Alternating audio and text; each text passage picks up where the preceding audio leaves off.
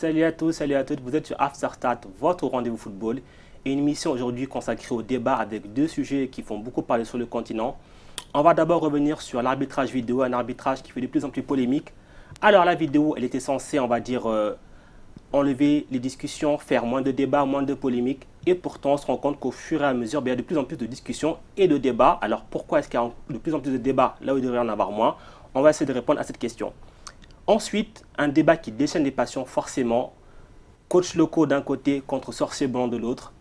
Qui a les meilleures statistiques? Pourquoi les uns sont préférés aux autres? Est-ce que les autres sont-ils discriminés par rapport aux uns? On va essayer de répondre à toutes ces questions. Ça, c'est pour le menu, un programme qui s'annonce alléchant. Pour m'accompagner aujourd'hui, deux invités de choix. À ma droite, c'est sa première, il est avec nous, c'est le fondateur d'africafoot.fr, Richard Na. Bonjour Richard. Bonjour Mansour, très ravi d'être dans ton émission.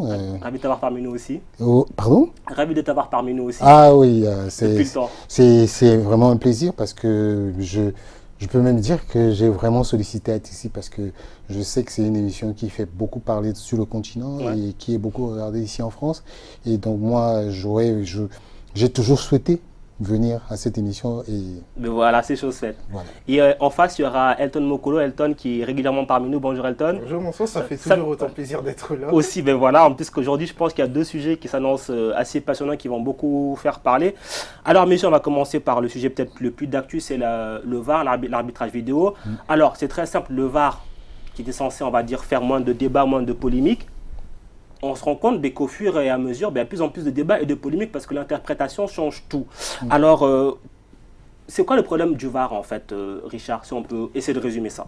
Bon, moi je pense qu'il n'y a pas de problème en fait, parce que c'est un problème de compréhension. Ouais. Parce qu'il faut aussi se dire que le VAR est venu, c'est une nouvelle technologie, et les gens ne sont pas encore habitués. Donc, moi je pense que si, moi j'ai regardé un peu les principes du VAR pendant parce que la FIFA a aussi fait des séances avec des journalistes pour leur expliquer comment ça se passe. Ouais. Parce que ce qu'on oublie souvent, c'est que le VAR intervient dans trois cas. Lors du but, lors s'il y a un penalty, et je crois que la troisième, c'est un truc lors des cartons.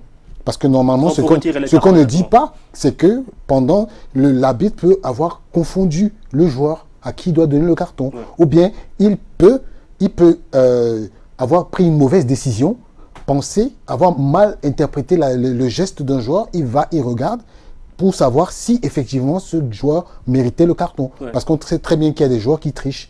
Par exemple, je peux toucher Mokolo, et je peux ne pas le toucher, mais... Pas trop fort quand même. Hein. Oui, mais pas trop fort. Mais on a l'impression que je l'ai touché. Ouais. Il simule. Donc voilà des trois cas dans lesquels le VAR intervient. Moi, je pense qu'actuellement, la polémique qui est autour du VAR, c'est un problème d'interprétation. Nous, les téléspectateurs et nous, les journalistes, nous ne sommes pas encore au fait de la technologie. Ouais. Et il faut dire une chose, parce que j'entends souvent les gens dire que l'arbitre central, c'est une marionnette. Il faut dire une chose, c'est que c'est l'arbitre central qui demande au cas, à l'arbitre VAR qui est dans le cas, à savoir si c'est lui qui demande. Ouais. Parce que c'est pas le contraire. C'est pas l'arbitre. Parce que souvent là, les gens disent qu'en fait c'est le VAR qui interpelle l'arbitre. C'est pas le VAR qui interpelle. C'est pas le VAR. Parce que voilà comment ça se passe. C'est le quatrième arbitre qui est au bord du stade qui demande à l'arbitre, est-ce que sur cette action, tu as besoin de la vidéo? Il dit, parce que c'est une communication entre eux, vous ne pouvez pas savoir. Et puis les caméras des matchs, ils ne sont pas là pour voir si c'est ce qui se passe. Donc le quatrième arbitre demande, est-ce que tu as besoin d'avoir une vidéo sur l'action qui vient précédente? Si l'arbitre dit oui, on appelle le VAR. S'il dit non, on annule. Alors ça, Richard, c'est la partie interprétation, les gens qui connaissent moins. Oui. Il y a ensuite quelque chose qu'on reproche au VAR, parce qu'on va revenir sur l'interprétation, parce qu'il y a beaucoup de choses à dire, c'est le côté ralentissement du jeu. Elton, on nous a dit oui, le VAR, le temps de prendre la décision, que l'arbitre voit des fois qu'il hésite, ça peut prendre beaucoup de temps, du coup ça coupe le jeu, ça fait que le jeu est de plus en plus haché. Il y a aussi le fait, on va dire, le VAR un peu tueur d'émotion dans le sens où, par exemple, après un but, le but il est annulé, on va voir le VAR, etc. C'est aussi ça qui est, on va dire, un peu décrit par les amoureux du jeu. Bah déjà, il y a plusieurs choses dans la question, à savoir le temps de jeu. Le temps de jeu effectif, effectivement, il tend à se réduire. Pourquoi? Parce que déjà, on sait que le football d'aujourd'hui, c'est un football dit plus physique, et donc le temps de jeu devient de moins en moins effectif. Et par rapport à ça, le fait qu'il y ait le VAR, ça amplifie cette problématique. Ensuite, sur les célébrations de but, c'est un élément négatif, c'est un impondérable du VAR, dans la mesure où quand tu marques et qu'il y a un fait de jeu qui rentre dans la législation propre au VAR, c'est quelque chose auquel tu dois t'accommoder. Une fois que ça a été acté, ça a été acté. Et donc par rapport à ça, c'est vrai que c'est un générateur d'émotions qui sera différent, mais ça restera. Mais moi, en fait, pour revenir à ta question, le VAR ne tue pas le jeu. Parce qu'il y a plusieurs sports qu'on voit. Le football américain, on le sait. Il y a le football américain est très haché d'ailleurs. Non, mais oui, mais il est parce que il est haché parce qu'on pense qu'il est haché. Non, mais de toute façon, le football américain c'est particulier parce que c'est un jeu où il y a beaucoup de temps d'arrêt justement pour que les équipes se replacent. Mais justement, le rugby par exemple utilise aussi la vidéo. Jusqu'à présent, voilà, le rugby par exemple utilise la vidéo, mais ce n'est pas la même façon que la vidéo est utilisée. C'est pas de cette même façon que la vidéo est utilisée dans le foot. Le foot, par exemple, dans le foot, on ne coupera jamais un match, une action pour aller voir le VAR. Je suis désolé, c'est des actions bien précises où le ballon est arrêté. C'est-à-dire que quand il y a un but, qu'est-ce qu'il y a? Le ballon est arrêté, c'est-à-dire qu'il est dans le filet. Et maintenant, c'est une situation conflictuelle. Et je veux dire une chose. Moi, je suis contre ceux qui pensent. Moi, je ne suis pas un adepte du VAR, mais je suis là pour comprendre. Parce qu'il faut qu'on essaye. Nous aussi, les médias, il faut qu'on apprenne à éduquer les gens. Beaucoup de gens pensent, comme on a dit, comme le sujet dit, le VAR de la discorde. Parce que déjà, en disant ça, ça veut dire que c'est un problème. Moi, je prends un exemple simple. Le VAR pour les pays africains. Parce que moi, si la FIFA a posé ces problèmes, souvenez-vous, en 98, Cameroun-Chili, en Coupe du Monde, troisième match, Boma marque le but et l'arbitre refuse. Il dit qu'il y avait hors-jeu, pourtant il n'y avait pas hors-jeu. Souvenez-vous, en 90, le penalty qu'on donne à l'Angleterre, le dernier penalty qu'on donne à l'Angleterre, on ne touche pas le joueur. Mais il y a eu penalty. C'est pour moi, je dis, la vidéo, c'est une bonne chose pour les Africains, mais il faut qu'on comprenne. Parce qu'aujourd'hui, les décisions, c'est vrai, ça frustre certains, Richard, ça arrange d'autres. C'est une bonne chose pour les Africains, à condition que l'arbitre saisisse le VAR. Parce que sinon, ça ne sert à rien. Mais je veux dire que, je suis d'accord, mais je veux dire, le VAR, pour moi, n'est pas un problème. Moi, je vous prends le contre-exemple du Maroc-Espagne de la Coupe du Monde. Oui. Il y a un corner, dernière minute. Et j'étais à ce match. Le ballon sort à gauche. Oui. Le corner est tiré à droite. Oui, le corner est tiré à droite, c'est vrai. Mais sauf que, à ce moment, quand le corner est tiré à droite, parce que le ballon est sorti à gauche, moi j'étais au stade. Et je vous dis, en général, c'est des joueurs qui ne sont pas... C'est les joueurs qui doivent... Par exemple, je prends un exemple simple. Le gardien, quand il prend le ballon, qu'est-ce qu'il fait? Il donne le ballon du côté droit. Il donne le ballon du côté droit. Ça veut dire quoi? Ça veut dire que lui, il a accepté que le ballon est sorti de ce côté-là. Parce que ce qu'on ne vous dit pas, c'est ça. Ce ballon est sorti du côté gauche, mais on l'a tiré du côté droit parce que c'est le gardien. Oui, mais l'arbitre, il a... Non, l'arbitre, il a tellement de choses à cerner que forcément, c'est un détail qui... C'est un détail important. Non, c'est un détail important, mais sauf que ce n'est pas à l'arbitre. Parce que quand le gardien prend le ballon, il envoie du côté droit. Mais c'est qui le maître du jeu? Le maître du jeu, mais c'est l'arbitre. Mais sauf que, moi, je vais vous dire un truc. C'est souvent courant. Regardez les touches. Comment ça se joue les touches? Il y a des joueurs, le ballon sort, mais eux, ils lancent le ballon à 10 mètres. Oui, mais il ne lance pas le ballon sur le... Non, il se déplace de 10 mètres. Oui. Il se déplace de 10 mètres. Parce que ça, c'est toléré par... Non, c'est toléré. Mais sauf que le VAR devait aussi intervenir. Parce que, imaginez que vous gagnez 10 mètres. Parce que vous êtes, prenons un exemple. Vous êtes à 50 mètres des buts. Vous prenez 10 mètres, vous êtes à 40 mètres. Il y a des gens qui tirent à 40 mètres et qui marquent. Ah, ça change. Donc, c'est pour dire que il faudrait que nous, les Africains, parce que moi je parle toujours dans ce sens, en se disant, le VAR pour nous, les Africains, c'est une bonne chose. Ouais. Parce que ça va venir éradiquer tous les problèmes qu'on a eus. Parce qu'aujourd'hui, l'arbitre, il n'y aura plus une action. Il n'y aura plus une action de jeu qui va être faite sans que... Normalement. Oui, là, Normalement. c'est là où je ne suis pas d'accord sur éradiquer. Pour moi, ça ne peut pas être éradiqué dans la mesure où c'est l'avoir. Et on est toujours sur la notion d'interprétation, d'où l'enjeu de la problématique d'aujourd'hui sur le VAR de la Discord, à savoir que cette fois-ci, on n'interprète pas l'action, mais on interprète les images. Et c'est là qu'il y a un problème dans la mesure où l'arbitre, il est pieds et poings liés par rapport à ça. Mais non, il faut qu'on se dise, Eton, quelle est la différence entre interpréter l'action et interpréter le jeu? C'est ça la problématique. Où est la différence? Parce que moi, c'est ça le problème. Alors, moi, je vais vous départager. Il y a eu une scène dernièrement, c'était lors du match Nîmes Olympique de Marseille. Oui. Vous avez tous vu cette séquence où l'arbitre et ses assistants et le VAR, on ne sait pas trop ce qui se passe. Mais- Je vous propose de regarder ça en détail, puis on revient dans quelques instants pour en débriefer.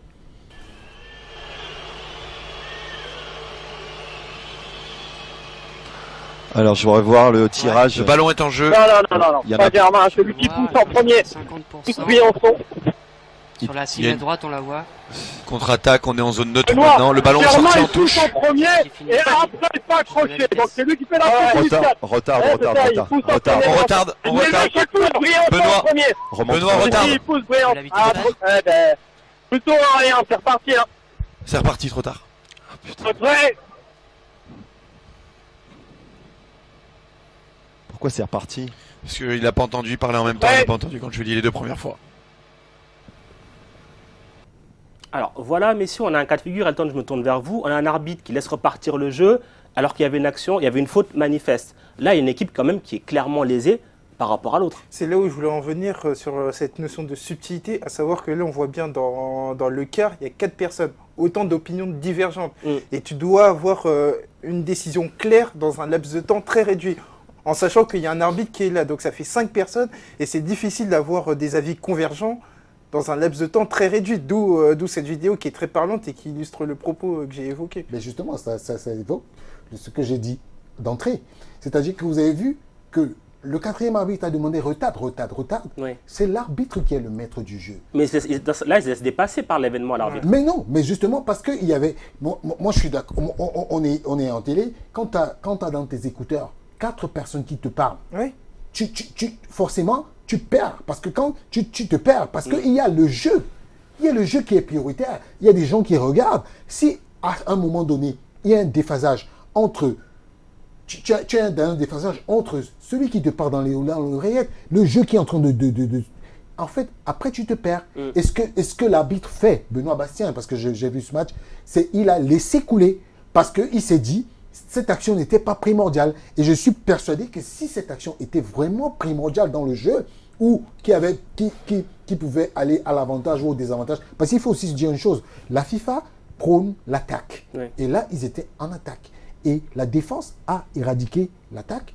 Et moi, je pense que c'est pour ça qu'il a laissé couler. Puisque s'ils avaient laissé couler, ils avaient pris en compte l'action, ça aurait peut-être défavorisé, puisqu'ils étaient déjà passés à autre chose. Ouais. Si on regarde bien, ils étaient déjà passés à autre chose. Revenir, ça me rappelle une action que j'ai vue hier. J'ai vu un match Chelsea contre... Fulham. Non, pas Chelsea contre Fulham. Brighton, je pense que c'était, je crois, hier. En tout cas, il y a une action où il y a un joueur qui a attends, je me souviens pas, mais je crois que c'était Brighton. Brighton contre une équipe, je me souviens pas très bien, c'était de l'adversaire. Mais sinon, Mais regardez. je veux dire Ouais. que le joueur a réussi à contourner ses adversaires. L'arbitre a sifflé pour revenir sur le jeu. Ouais. Il a sifflé, c'est-à-dire que le joueur de Brighton avait déjà dribblé les deux adversaires pour aller au but. Ouais. Il a sifflé pour revenir sur un coup franc, puisqu'il y avait une faute au préalable. Oui. Et maintenant, l'arbitre a donné le coup franc, et ce coup franc a donné le but. Et les joueurs de l'équipe adverse ont protesté. en disant que non, l'arbitre devait laisser l'action se Ouais, après se ça, poursuivre. c'est le principe du chaque fois qu'on est désavantagé, on estime que la situation Voilà. aurait dû être inverse. Ça, c'est une chose. Par contre, je veux revenir sur un autre truc, parce que là, on parle du VAR, mais il y a aussi une question qui se pose. Est-ce qu'il y a mauvaise utilisation du VAR par les arbitres, ou est-ce que c'est le niveau des arbitres qui, quelque part, peut-être n'est pas bon? On prend un exemple, vous vous souvenez forcément, la finale aller à la Ligue des Champions de la CAF. Al Ahly, Espérance Tunis, avec le fameux arbitre algérien, M. Medid Abed Sharef. On a un arbitre qui siffle 2 pénaltys pour Al Ahly, qui va visionner le VAR, qui pourtant, les images montrent qu'il n'y a pas pénalty, notamment le deuxième qui a limite faute pour la défense, et pourtant, il est valide. Dans ce cas de figure-là, qu'est-ce qu'on peut faire? C'est ce que je disais, à savoir que pour moi, la priorité, c'est davantage professionnaliser l'arbitre pour éviter qu'il fasse ce genre d'erreur, qui prête à conséquences, et c'est des conséquences inestimables. On parle d'une finale continentale avec un billet pour le mondial des clubs, donc effectivement, c'est une conséquence d'autant plus terrible que Al Ahly avait un avantage avant ce match. Mais justement, par rapport à ce match aussi, je veux dire quelque chose de très important. Il faut dire que les arbitres africains n'ont pas été vraiment Formés. formés Et bien sûr. parce qu'il faut dire, souvenez-vous, au CHAN 2018, c'est la première fois que la CAF a autorisé, le VAR dans la compétition. Ouais. Et s'il vous plaît, en demi-finale, le VAR était en test. Et 3-4 mois plus tard, ils ont cette finale où ils ont aussi demandé à implémenter le VAR. Et il faut dire une chose, l'interprétation des arbitres, c'est un peu truc de façon subjectif. triviale, c'est subjectif. Il faut qu'on se dise la Mais vérité. après, Richard, il y a quand même des choses qui sont flagrantes. Je prends un autre exemple, pardon. Récemment, il y a eu un match PSG-Rennes. On a tous vu le tacle de Mbaye sur Thilo Kehrer. Ouais. Tout le monde est d'accord, je pense, pour dire qu'il y a rouge. Mm. L'arbitre, il donne jaune. Mm. Il va revoir les images, il garde le jaune. À ce moment-là, c'est terrible quand même. Oui, mais justement, parce qu'il faut être psychologue à ce moment-là. C'est-à-dire que vous avez donné un jaune à un joueur et dans sa tête, il a eu le jaune. S'il faut revenir et lui donner un rouge, vous désavantagez l'équipe. Et il faut savoir une chose. Il y a des règles du jeu. Ouais, mais il y a aussi contre-exemple, parce que Kipembe, dans une même situation, il avait pris rouge après avoir pris un jaune face à Lyon. Mais oui, mais sauf que c'est pour ça que je parle de psychologie. L'arbitre, en même temps, c'est un psychologue. Pourquoi on a enlevé la double peine dans le foot? C'est-à-dire que si, remarquez bien, désormais, il n'y a plus la double peine. C'est-à-dire que vous avez pénalty et vous avez un carton rouge, parce que c'est une double peine. Moi, je pense que les arbitres, aujourd'hui, on leur demande d'être des psychologues. Tu ne peux pas venir sanctionner un joueur qui a commis une erreur et revenir plus tard. Imaginez-vous, si cet arbitre, parce que cet arbitre a été pour ce match, le match, la journée suivante, il a pas arbitré parce qu'on l'avait sanctionné. Ce match, Ouais. on l'avait sanctionné. Mais à ce moment-là, si l'arbitre, s'il avait donné le carton rouge, ouais, pas de problème. Mais du moment où il a donné le jaune, il a regardé après. Moi aussi, est-ce que c'est pas normal de, entre guillemets, justement, pouvoir sanctionner des arbitres quand ils font des erreurs? Parce que c'est leur job. Je sais pas, Mais oui, on a tous un travail, si on fait mal au travail, on est La sanctionné. preuve, on a sanctionné l'arbitre, puisque Voilà. la journée Voilà. suivante n'a pas arbitré. Mais je veux dire qu'à ce moment-là, il faut être psychologue. Parce que si vous n'êtes pas psychologue, il faut vous dire une chose. Le football est tellement devenu un phénomène social qu'il y a des défaites des équipes. Par exemple, ce match, Rennes-Paris Saint-Germain, le PSG a gagné, je pense. Ouais. Ils avaient Ouais, gagné 4-1. 4-1, mais il faut vous dire une chose. Si cet arbitre avait donné le carton rouge à Baïnian, à Rennes, les Rennais devaient penser que c'est de la faute de l'arbitre. Et du moment où on n'a pas sifflé, ok, l'action est passée, PSG a gagné, basta, il n'y a pas de souci. Mais sauf que moi je pense Ça que... ne change, ça n'enlève pas le problème. Mais juste avant de finir cette première partie, quels seraient les axes d'amélioration pour le VAR, l'arbitrage, pour peut-être qu'il y ait moins de polémiques? Déjà, ça sera toujours un problème philosophique pour moi. Tant qu'on n'admettra pas que l'erreur est une partie intégrante du football, on n'avancera pas. Ouais. Et pour moi, je pense que l'homme est un éternel insatisfait. On a beau introduire le VAR, il y aura toujours des débats comme on l'évoque aujourd'hui, à savoir que il y aura une partie, oui, mais pourquoi quelques secondes avant la faute, il y a une action où il fait faute. C'était peut-être une faute qui n'était pas manifeste, mais c'était une faute qui était visible pour l'adversaire. Et donc, c'est des choses à jauger, que ce soit chez les joueurs, chez les entraîneurs, chez les supporters, mais aussi chez les journalistes. Ouais. C'est-à-dire qu'il y a beaucoup de personnes qui vont exprimer un avis qui seront divergents. Et ça, c'est la clé, dans la mesure où la pression, elle est démultipliée pour l'arbitre. Alors, l'axe de progression, j'ai envie de dire, ça serait que l'être humain en lui-même soit un peu davantage dans la réflexion, parce qu'au final, c'est ce que disait Richard. Et quand tu évoquais le Chêne 2018, et ça va évoquer le débat suivant, c'est le règne de l'immédiateté. Ouais. On veut tout de suite. On n'accepte pas l'erreur.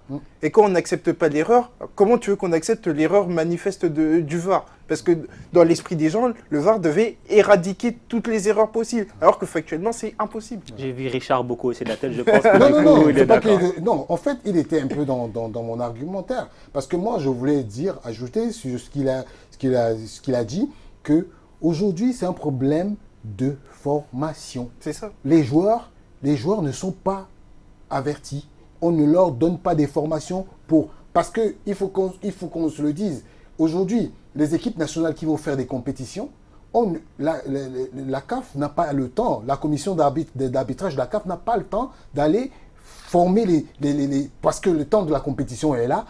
Il faut qu'on forme les gens. C'est parce que les gens ne sont pas au courant de quel est le process. Je pense que l'image que Mansour a montrée va beaucoup éduquer les gens vis-à-vis du VAR. Et moi, je pense qu'on avait commencé avec la goal line. Oui. La goal line a eu un problème et c'est à cause du problème de la goal line qu'on a vite introduit la vidéo pour un peu éradiquer les erreurs. Mais sauf que, comme tu as dit, l'erreur est humaine. Et on ne va pas tuer un arbitre. Et juste pour aller dans le sens de Richard, en début de saison, il y a eu une seule réunion pour former sur le VAR. On sait très bien qu'il y a beaucoup de mondialistes qui n'étaient pas là. Et donc forcément, c'est quelque chose qui a été balancé comme ça. Et le deuxième exemple, c'est sur le VAR en Ligue des Champions. Il était prévu que ça soit la saison prochaine, mais parce qu'il y a eu de la pression, on a mis ça au milieu du gué dès les huitièmes de finale. Donc tout le monde est en porte-à-faux, et en fait on est obligé de s'en accommoder, et donc évidemment il y a des ratés qui sont Et nécessaires. du coup, dans un moment, en espérant que ce soit un système qui peut-être soit amélioré au fil des saisons. Messieurs, on fait une courte pause et puis on revient juste après cette page de pub pour la deuxième partie.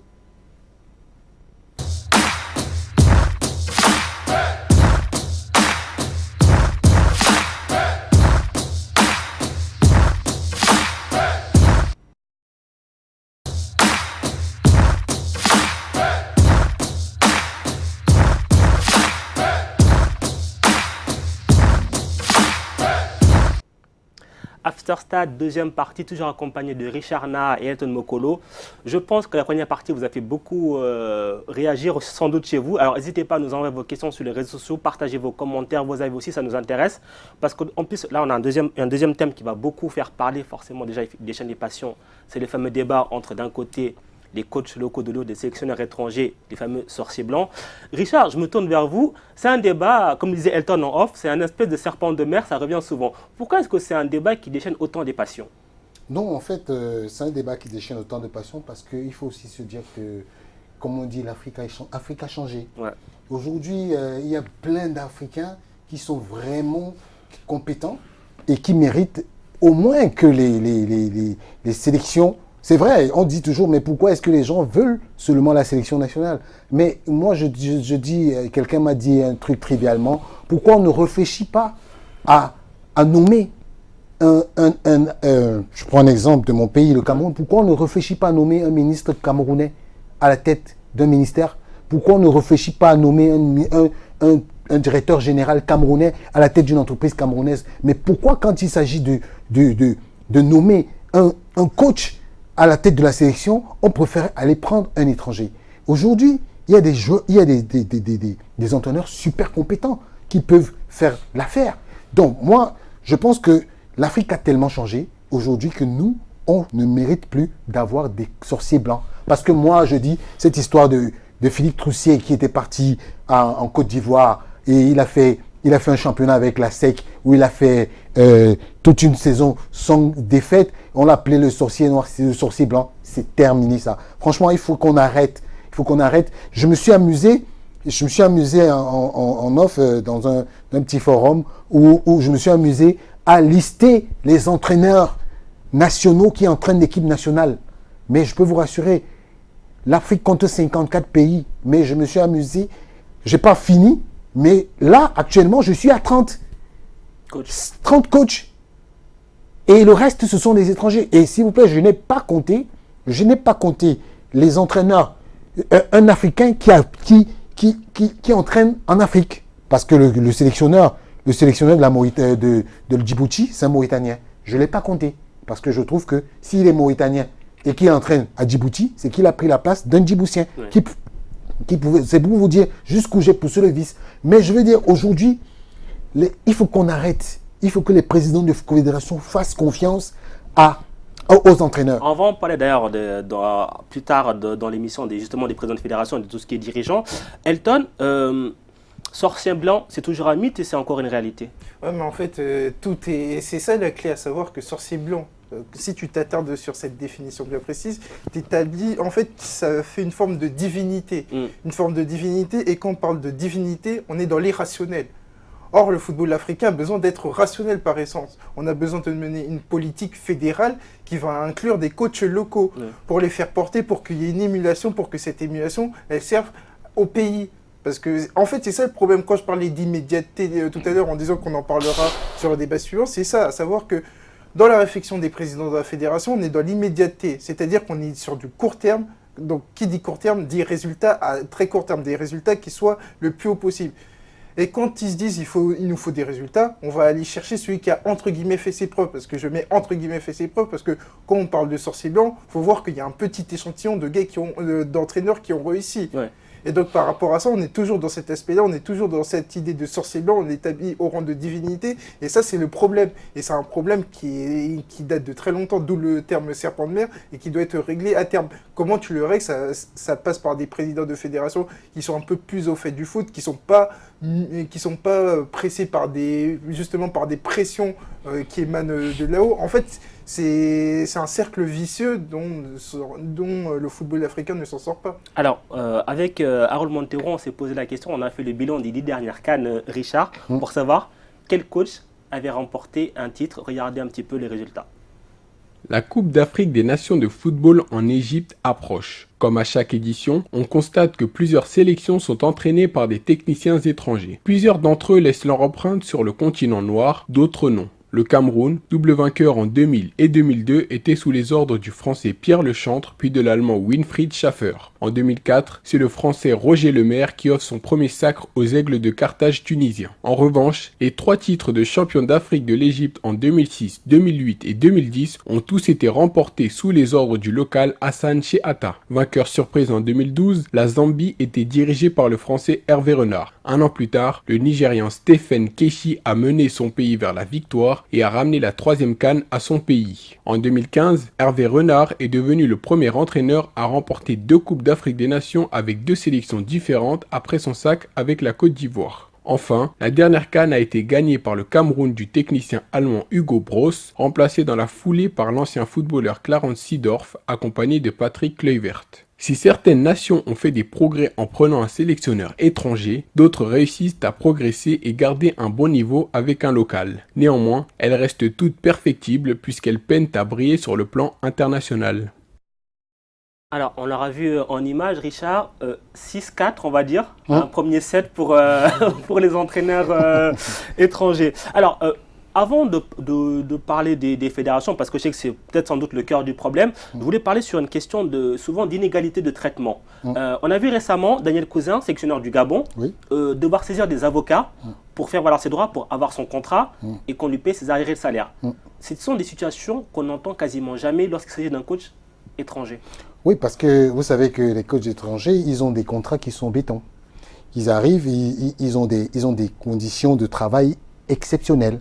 C'est-à-dire qu'ils ont des conditions de travail qu'on ne pourrait même pas donner à l'épouse d'un chef d'État. Parce qu'il faut dire la vérité. Quand vous voyez comment sont traités les coachs en Afrique, c'est quasiment des vice-présidents. Parce que même les membres du comité exécutif d'une fédération n'ont pas ces salaires. Mais moi, et nos locaux, c'est parce que nous, les locaux, les gens qui sont locaux, qui viennent, ils ont plus le patriotisme dans le sang. Ils se disent non, c'est ma patrie. Parce qu'aujourd'hui, il est inadmissible qu'on pense qu'on doit traiter de différentes manières un c'est inadmissible qu'on traite non, je compte sur les gens de mon pays, qu'on traite un Camerounais moins bien qu'un Français. Mais ça, justement, c'est la faute de qui? C'est la faute du Camerounais qui dit justement, bon, c'est pour mon pays, je le fais, je suis patriote, ou c'est peut-être parce que aussi il n'est pas respecté à sa juste valeur? Mais justement, moi, c'est ce que je dis. Les entraîneurs doivent se faire respecter. Moi, j'ai un exemple, comme Ibengue, l'entraîneur de la RDC, il a voulu démissionner même de son poste parce que il en avait marre, parce qu'on ne le traitait pas bien. La fédération a mis en place des moyens pour lui permettre de travailler. Il a exigé que moi, j'ai besoin de ça.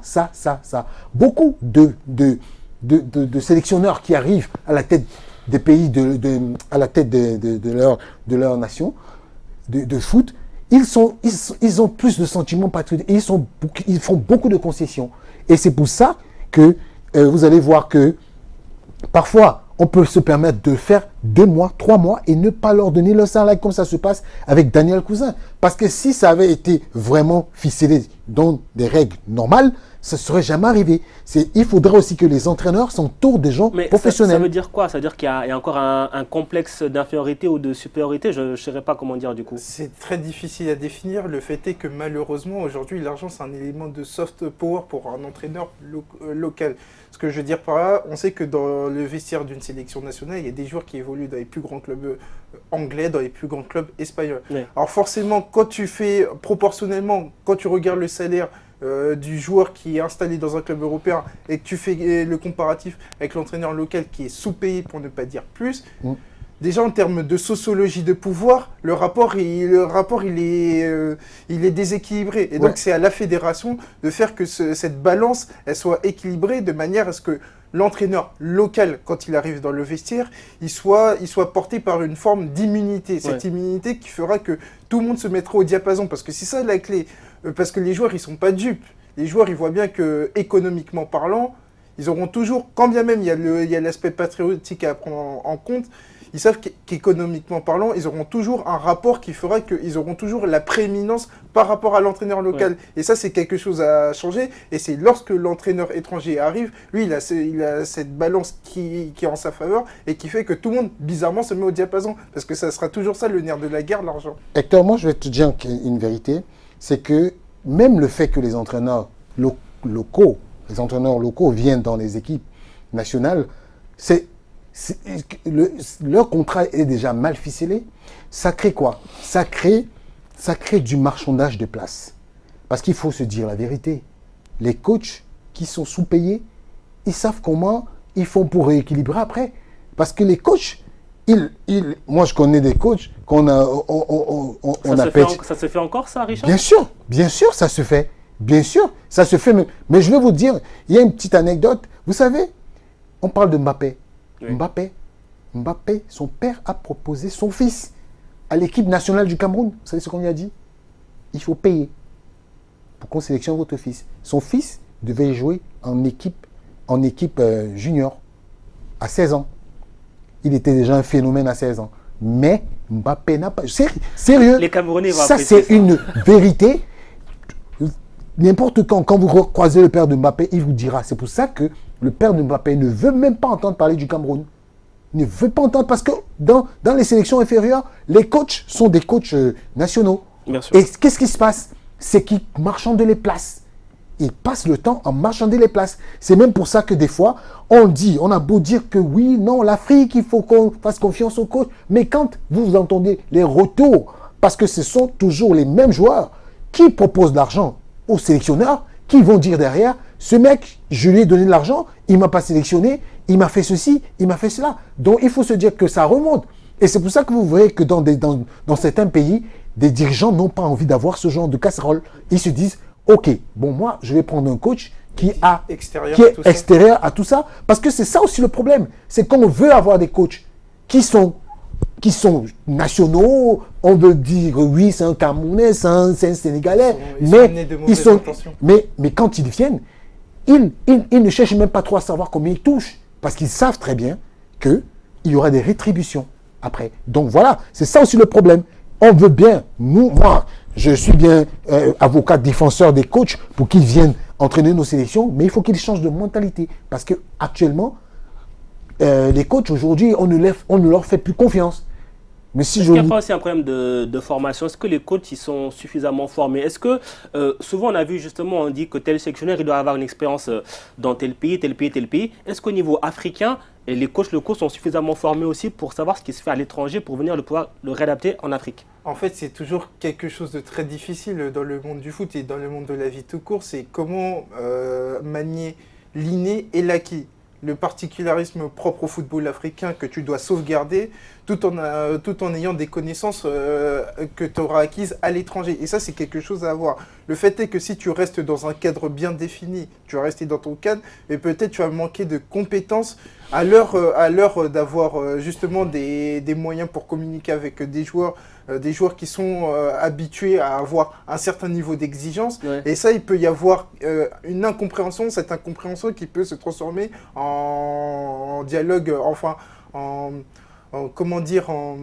ça va être un point de non-retour dans la mesure où ils vont pas se comprendre, et comme ils vont pas se comprendre, au bout d'un moment, ils vont être chacun de son côté. Donc c'est quelque chose à voir dans cette formation, à savoir aller à l'étranger pour faire une formation, c'est pas quelque chose de dégradant, c'est juste dans l'optique de t'enrichir au niveau des connaissances. Et au moment où tu vas t'enrichir en termes de connaissances, tu vas faire le tri et savoir qu'est-ce qui est le bien pour ma sélection, parce que c'est ça la question, qu'est-ce qui est le bien pour la sélection. Et donc si tu restes dans ton cadre, ça va pas marcher longtemps. Alors Richard, je reviens vers vous. Tout à l'heure, on parlait des fédérations. Justement, Elton disait qu'est-ce qui est bien pour ma fédération. Souvent, le choix du sélectionneur, il est fait par la fédération, des fois le ministère des Sports. Et c'est là qu'il y a une lourde responsabilité. Qu'est-ce qu'il faut changer peut-être au niveau des fédérations pour ne plus retomber dans certains travers? Moi, ce qu'il faut changer par rapport... je reviens juste à ta petite question de tout à l'heure. Les entraîneurs africains sont bien formés. La plupart font des stages ici à l'INF. Ils ont presque les mêmes diplômes que les José Mourinho, tous. Et parfois, ils vous racontent, ils vous disent que moi, j'ai tel diplôme, j'ai fait. Moi, j'ai parlé avec Pape Fall, un ancien international. Il a fait ses études à l'INF avec Didier Deschamps. Il me dit, il y a même le nouveau DTN de Laurent Fournier. C'est son camarade de promotion. C'est son camarade de promotion. Je veux dire qu'ils sont bien formés. Maintenant, pour revenir à ta question, qu'est-ce qu'il faut changer au niveau des fédérations? Au niveau des fédérations, c'est qu'il faudrait qu'on ait des gens qui soient professionnels dans le domaine. Oui. Parce que, sincèrement, la plupart des employés des fédérations, c'est des maîtres d'éducation physique de nos pays qui ont fait des maîtres de sport. Quand on était à l'école, il y avait des professeurs de sport, des maîtres de sport. Et du coup, tes maîtres de sport ont appris des pratiques, comment la pédagogie sur le sport, comment faire les trucs pour les enfants. Et du coup, on te parachute. On te dit par exemple, tu es coordonnateur des équipes nationales. Coordonnateur des équipes nationales. Qu'est-ce qu'il faut pour être coordonnateur d'une équipe nationale? Il faut avoir les études de management, il faut avoir fait de grandes études. Le problème, c'est ça dans nos fédérations. Dans nos fédérations, on a des gens qui n'ont même pas le diplôme de base, qui est peut-être le bac. Donc il y a un énorme décalage entre le poste et le... Il y a un énorme décalage entre le poste et la personne. C'est-à-dire qu'on peut décider aujourd'hui, je prends un exemple très trivial. Mansour gère bien, est journaliste, on l'envoie chef de chantier pour un immeuble à la Défense. Je suis pas sûr qu'il tienne. Voilà, c'est exactement le truc. Voilà, c'est exactement le problème. C'est-à-dire qu'on met des gens à des postes qu'ils ne méritent pas. Pourtant, il y a des jeunes dans des écoles qui peuvent venir, qui ont fait des études en management et qui savent comment ça se passe. C'est ça le problème. C'est que the right man in the right place, c'est ça qui est le problème en Afrique. On met des présidents. Le président de la fédération, qu'est-ce qu'il fait? Il passe son temps à aller aux réunions de la CAF, aux réunions de la FIFA, il reçoit des goodies. C'est ça leur problème en Afrique. En Afrique, les gens ne viennent pas dans le football pour le football. Ils viennent pour se faire de l'argent. Ouais. Il ne faut pas se mentir. Et les gens sont là pour amasser.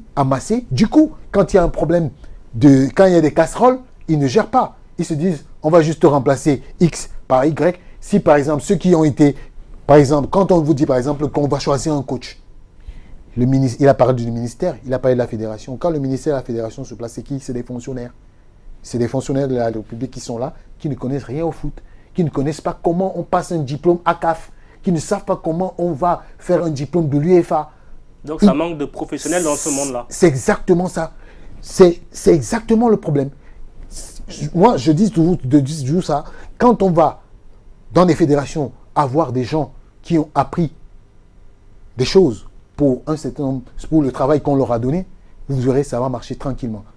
Moi, Et de toute façon, on voit bien que c'est le problème aujourd'hui dans le football au XXIe siècle. À savoir que le football, c'est devenu un sport mondialisé. Ouais. Donc, dans tous les pays, on peut jouer au foot. Mais ce qui va faire la différence, c'est la formation, c'est la qualité de la formation. Comment tu arrives à convertir le talent brut en talent réel? Et là, on voit bien que c'est proprement à l'Afrique. On voit bien qu'il y a des énormes disparités dans la mesure où, dès la base, il y a des problèmes, où il y a une inadéquation entre le talent brut, qui est le footballeur qui a un potentiel qui n'est pas inférieur à celui du footballeur européen, et qui le forme. Ouais, qui le forme, par quelle intention il est porté.